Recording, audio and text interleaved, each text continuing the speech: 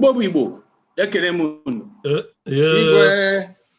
Igbo kweni kwezuoni Igwe mmụnụ ya zu unu. Ọgbakọ anyị nọ tata bụ nnukwu ọgbakọ dị iche. Ọgbakọ anyị na-atụ anya n'oge ji na-adị ga-ejikọta Igbo niile ọnụ. Ibe anyị na-eme tata bụ ibe Chukwu nna nna anyị ba and Chukwu okike abịa mme kwadolu ka anyị na-emesi ike ka abịa Igbo wapụta ibe tuchu su akwadie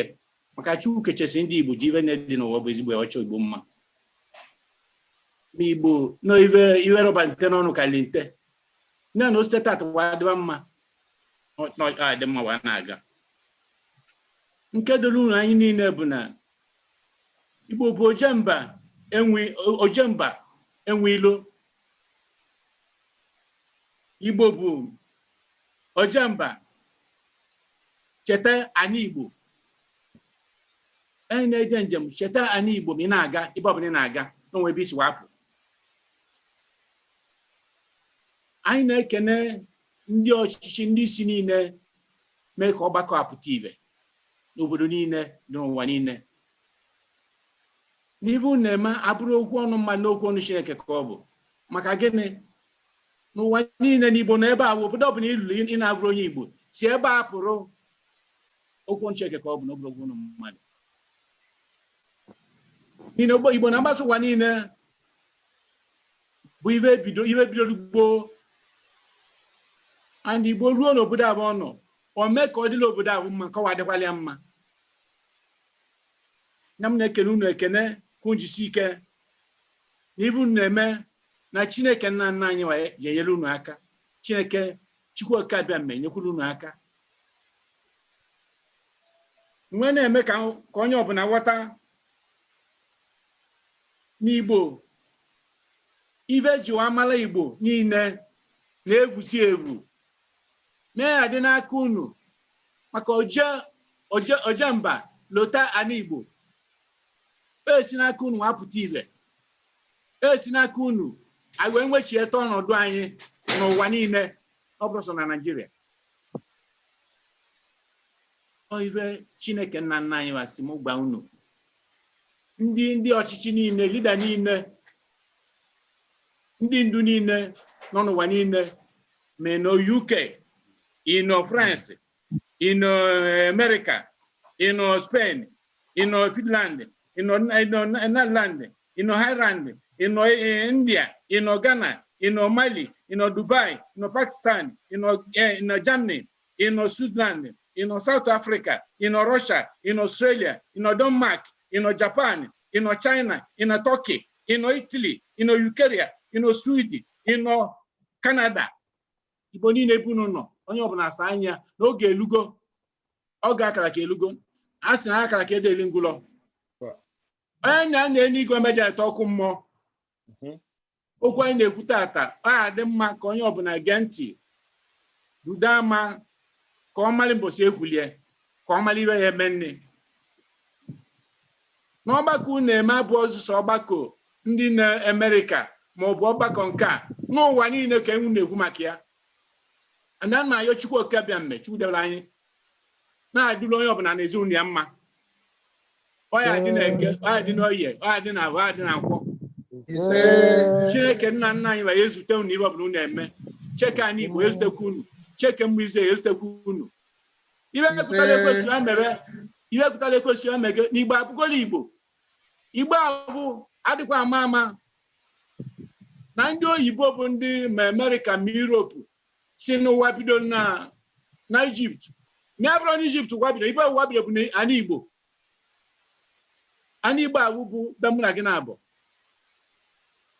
Ewe mede na-eme ka ememe Igbo ka ememe Igbo. Ma Chukwu ajụgo na ememe Igbo. Na maka anya na-erigo mejerịta ọkụ mmụọ. Mgbe na-ekwu nke izi bụ na ibe Igbo na-eme ejimala Igbo ka nchọrọ ka unu mesiwe ike n'unu mesiwe ike abịba na-apụta. Nke izi bụ izi bụ na ibe unu bụ ndị oyibo nọ na ụwa niile na-ekwu bụ New Yam Festival. Ezigbo ibe ka ọ bụ maka na mkpụrụ osisi na-amịta ibe anyị na-eli. Ọ bụ na Naịjirịa bụ ịwa ji awa itie n'ime ana olesie o wee metechi ọhụụ ọ bụ na ibe anyị na-eme n'opu gadị na ndị Igbo ibe anyị na-eme bụ olili ji ọhụụ oliji ọhụụ abịa na-akpụ ya bụ ịlọ mmụọ ndị Igbo nlọ mmụọ ndị Igbo bụ nlọ mmụọ ka ya elote Chukwu okike abịa mme maka na Chukwu bụ mmụọ ka eji alọ mmụọ ahụ bụ na ji ghee ji a na-akpa adaka bụ nya bụ isi ji nya bụ eze ji ọ bụ na o mepụta ibute asa anya asa bacha anya wee n'ite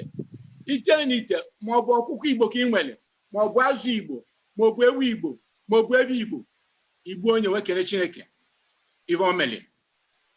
osisi na amịtịrị anyị na-eli na Igbo njebe jaruo ji n'ọkụ ba na mmanụ a na-azọ onwebe adabara anyị sụcha anya ndị oyibo na-akpọ pande yam ndị Igbo na-akpụ ya nli ji ekwuwesi obe n'elu ọ dị ọkụ nke na ịkọchali nri a bụ na ọba tie na-abọ onye nne dị gị na-arụ ya bụ nya nke izizi nke ịbụọ a na-asị ka onye Igbo tata mmalị Igbo onye na-echiri ọzọ ma ọ bụ imerụ mmemme ọbụla iji na-azụ aka wee na-ekwe mmadụ n'aka na-ejiri azụ aka ekwe n'aka n'ụwa niile osiketi ka ọ bụrụ ndị na-agba bọọlụ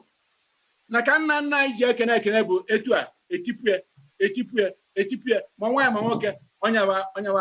agba egwu ọ na-agba mịa ibe ọnụ abụla abụ ka o wee metụ onwe na ọ bụrụ ndị Igbo ka emetụ iwetela anyị na mmadụ jiri azụ aka na-ekwe aka na-agbụ ka ị na-eke onwe gị tata ọsị m maka unu mali na-ebido tata malia si na malia gaa ntị ajụ ole na-emere gị iwe n'obe ka ị mali Chineke kere anyị Igbo kechara Igbo chi ibe nye dị nwa chọba mma maka ya na-ekiri adọ mmadụ na-ekiri mmadụ emenwe ntezu ori ma ejiri asara akwa aka na-enwechiwe ngwụwa niile ọwa dị m ka ndị Igbo cheelie buo onwe n'anya na ndị Igbo na mmụ Israel anyị na-abụ nwanne maọbụ Israel si anyị Igbo maọbụ ndị Igbo si Israel anyị na-abụ nwanne Igbo adọ n'elu mmadụ ada n'elu ndị Israel ahụ na mmadụ a na-atọrọ ụtọ maka na ị nwere ego ma ọ na-egwuru akwụkwọ nọọ ibe dị n'ime ahụ dị Igbo niile nwoke nwaanyị na-arụ a na-akpọ spirit a kacha uji alụ ọrụ na-arụ mmadụ nwa na-agba onye Igbo n'ọnụ n'ezi ka ọ mali na ibe Chukwu chọrọ na ibe anyị nọ bụ ụka gụta gị na-eje maka igbu onwe anyị n'anya ka anyị jiri ovu ọnụ wee kwuo okwu ụmụnne anyị nọnyere anyị nso na-eme bụ ụmụnne anyị ndị Yoruba ndị Hausa na-eme anyị jiri ovu ọnụ ka anyị mali na anyị nwere nne na anyị nwere nna na Igbo adọrọ n'elu Igbo enwe eze bụ ovu ọnụ abụla ka anyị na-ekwu ụdị ahụ Igbo nwere eze na ọba chọrọ mmezere so ibe nna ekwu tata okwu mmegburu unu oge nnekwu maka na oge achọ mbido ebe a dịka etu usoro ekwu netwọk ndị ka ọ bụ akpa aba mancha na-eghasa nye abụ na amụpụtara Igbo amụkele ekekwado tata si na Igbo bụ Igbo na-eme iwe na onye so wee nwụliala ibe ọma tata na ezigbo eme na ezinụlọ onye ahụ ọnụ mmadụ bụ ọnụ Chineke nwee na-ekwu na ihe na-ebeke anya na mmụ ibe niile aba agụrụ Igbo ma ome Igbo na-eme ma ibe Igbo ji wee abụrụ Igbo ma abụ etu na-etu Igbo ka nkwụzie a na-ekwu Igbo enwe eze Igbo nwere eze Igbo nwere eze e na-ekwu Igbo bụ ike eziokwu onye agha na nwanne ya ka unu na-ayịkọta ọnụ ibe ọbụla unu eme na ụwa niile ka unu na-ayịkọta ọnụ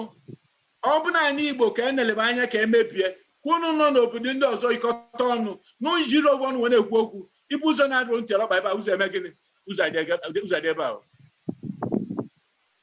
Igbo bụ ike onye agha na nwanne ya nwanne dị na mba gị na nwanne gị mekọwa ọfụma na-emekọ ọfụma ana m agba gị na gị na nwanne gị na-emekọ ọfụma ịnọdụ dịka etu unu gbasa mitata ịnọ na obodo ọbụla ị na-ekpe ekpere si ka ọ dịrị Igbo mma ka ọ dị onye mma na oge ị na-ekpere mmadụ ekpere na Chukwu na-ekpere nke bụ ezinụlọ gị Chukwu na-ekpere gị na ezinụlọ gị ka eme anya onye Igbo nọdụ tata na-ekpe ekpere ka ọ na-etinye ndị Igbo nọ na-ekpere maka anyị bụ mmadụ ya wogbu mmadụ maka ama ogbu Chineke ojembe enwe ilo abụkọ ụnọ nya iji ya na ije ụnọ ebe a bụ mkpoko onye na-eje njem ka ikpokọ ụmụnne gị oyikọta ọnụ nye bụ na-agbanye okwu n'ala Igbo ebe a ka anyị mara ya si na nwere mmadụ na mmadụ anyị nọ egwu na-atụkwu okeke maka ahụ ana m ekpere m na Obu Gad ebe a bụ na si na Obu Gad wee lu ibu Igbo jedeli ibu ụwa jedeli na onye Igbo bi ebe a bụ na Chukwu ka anyị na-ayọ na-akwụsị ka akwụsị mgbu ndị Igbo emekata mmadụ adị ili adị ọgwụ na-agbasi ka ndị egbo ndị Igbo na onye abụ ya akwụsị mgbu ndị Igbo maka Chukwu kele ndị abụ kele anyị ise na-ayọ na mmegburu ogu nri nne asụsụ ndị Igbo ekele m Chineke na unu eme gị ọfụma enwego ndị ticha ndị Igbo ma nwoke ma nwaanyị na-akụzi asụsụ maka asụsụ ahụ ekenye epụtala nnukwu nsogbu ndị na-ekere merie n'obodo niile akpọrọ aba ba merie maka na oge emedele wa amụta ụmụaka wee luo 1,000 1 million 2 million ọ bụ na na-asụrụ asụ Igbo ọzọ ka ekele Igbo ọzọ ka enwere na ndị Yoruba niile bụ ụmụ na Yoruba ejo na-ekwu okwu dịwa mkpa a na-etinye asụsụ ọzọ karịa asụ Yoruba ụmụ na bụ ndị Hausa meji na-asụ bebe na-ekwu okwu dị mkpa na-eti asụ ọzọ na bụrụ asụ Hausa ndị ọnụ abụla abụ ka ọ bụ ma anyị asịgo mbe ma ọ kwụsịgo na ya magolu ọ bụrụ nke ikpeazụ ibe nna-ayọ tata bụ na ụmụnne anyị a na-akpọ ndị Afrịka Amerịka na be anyị na n'ala Igbo ebe a na anyị na-emezi ya like ibe ndị oyibo na-akpọ briji ka anyị wee jikọọ na nwanne anyị ka abụ na anyị na-ejisi na ndị ntọntọ che na ndị ada wee bịa na-ebu ndị be anyị niile wee lee n'obodo oyibo dị iche iche na wapụsị na-achọpụtago na anyị na-abụ nwanne anyị achọpụtakwuo ka ụnụ na-emekọ ọfụma nya bụ onye na-abịa n'Igbo ọgwa gị duluwe bịa dịka etu a na-abịa ma na-eli olili ana m agba gị jụọ onye dịka Naija maọbụ Ada maọbụ Ibenyi nwa kawa anyị na-eju ọba ndị ndetugolaba ngugolaba na Obu Gad ebe a n'ala Igbo dị 117 nnekwu ibe ka ọ bụ gosili nne onye adị m ka unu niile n'ebe ahụ na-emeke na ometie n'uchu onye na-abịa ụnụ ka o duru ụmụnne kara nwa ụlọ n'ọbana bụ mma na-enwe n'ụbọchị etu a ka ọ dị anyị megide ịkọta ọnụ anyị zaba to America as Africa United States of Igbo na-abịa ndị Israel oge mụ na na-etiri so ana m ayọ unu maka mmegburu oziokwu unu maka unu nwere ọtụtụ ibe ka unu na-aga n'iru Igbo bụ Igbo ekene m unu Igbo kwenu kwezuo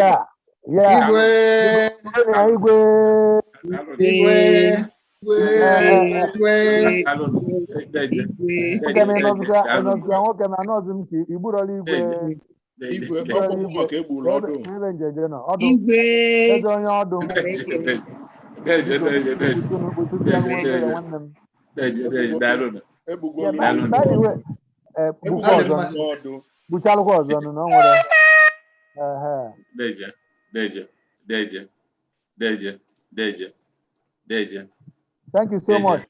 Thank you so much. Igwe Anunwa bụkwa one of the most special ones anyị nwere. Ọ dị on record na ọ na-eme baptism.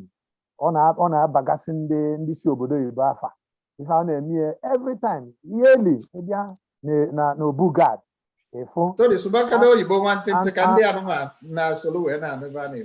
Okay, sorry. I was just trying to express my appreciation of the king that just spoke. He's one man that has projected the culture of the Igbo man.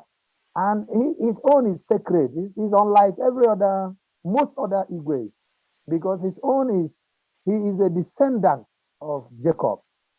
The truth of the matter is that if you go to the Bible, like Noah Bagana said, you will see it. Gad is one of the sons of Jacob. And this king, this man that just spoke to us today, this man that just finished speaking, is one of the blood, is a blood lineage. You know, he's from the generation of Jacob, generation of Gad. And in Eri Kingdom, that's the place, the Igbo, the whole world started there. That is our history. And we're going to talk about that. But before we move on, I just want to appreciate the Igwe once again for coming back, you know, to speak to us, because we've learned a lot. By the way, he told us about the Igbo language that is dying. We need to do so much. We need to do a lot. Today, we are doing something about trying to have a pilgrimage ground, you know, in the United States of America, where we can set up, you know, our artifacts, a lot of historic images and sculptural materials that our children can go see and get some history, some briefs about Igbo land. We also are thinking about making some documented videos or movies, you know, about the Igbo history. And today, without wasting much of your time, I want to appreciate the Igwe and call on the president to give us his opening remarks